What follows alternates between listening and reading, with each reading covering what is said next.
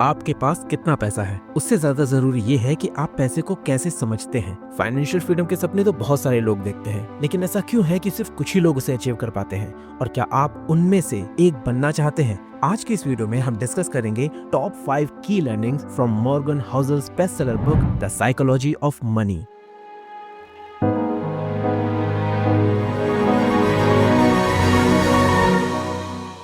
Hello दोस्तों, welcome back to किताबी बातें। तो चलिए शुरू करते हैं आज का video. The psychology of money book से पहली लर्निंग है luck and risk. Success is never as simple as hard work. ये बुक हमें ये समझाती है कि लाइफ में सक्सेस और फेलियर दोनों ही लक और रिस्क के मिक्स का रिजल्ट है। वॉरेन बफेट दुनिया के ग्रेटेस्ट इन्वेस्टर्स में से एक हैं, लेकिन ये सिर्फ उनकी स्किल्स की वजह से नहीं, बल्कि उनकी टाइमिंग और कंसिस्टेंट एफर्ट्स की वजह से भी है। रिस्क हमें ये दिखाता है कि कभी कभी गलतियां होने के बावजूद हम सक्सेसफुल हो सकते हैं, या सब कुछ सही होने के बावजूद भी हम फेल हो सकते हैं।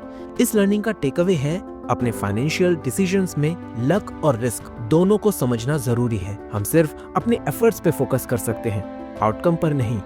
दूसरी learning, save money for flexibility.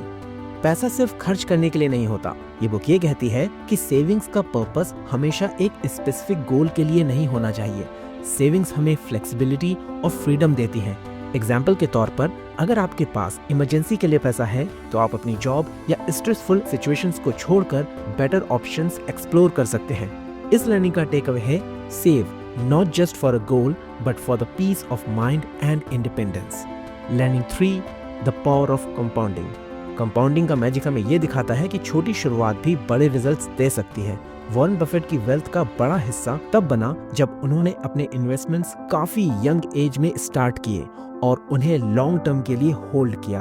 Example के लिए, अगर आप एक महीने के लिए 1 रुपए को डेली डबल करेंगे, तो महीने के एंड में आपके पास होंगे 5 करोड़ रुपए। इस लर्निंग का टेक अवे है, invest early and be patient. पैसा टाइम के साथ ग्रो करता है। चौथी लर्निंग, अवॉइड लाइफस्टाइल इन्फ्लेशन।